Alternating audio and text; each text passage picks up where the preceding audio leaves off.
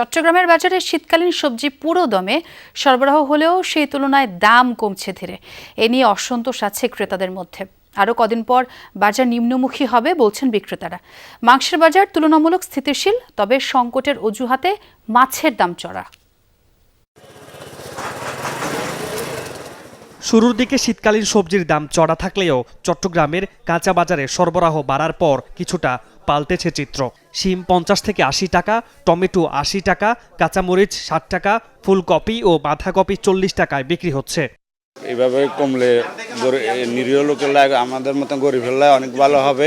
আরও যদি একটু কমতো তাহলে ভালো হতো আমাদের জন্য, যারা বাইরে থাকা হয় তাদের জন্য। অবশ্যই যারা স্যালারি ডিপেন্ড করে স্যালারির উপরে, তাদের জন্য বেশি ভালো হবে। এটা সবজির দাম যেভাবে থাকার দরকার ওইভাবে আলহামদুলিল্লাহ ভালো আছে। বাজারের মূল্য মোটামুটি সীমার ভিতরে আছে, কিছু কিছু জিনিস আছে একটু দাম বাড়তি।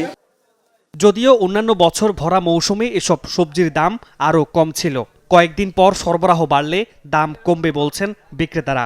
এখন তো সিজন, তরি তরকারি সিজন, তো তরকারির দাম কমবে, সামনে তো আরো কমবে দাম। এই সপ্তাহে টমেটো আপনার কেজি 80 টাকা, সামনের সপ্তাহে হয়ে যাবে আপনার 60 টাকা 50 টাকা, আস্তে আস্তে একদম কমে যাবে।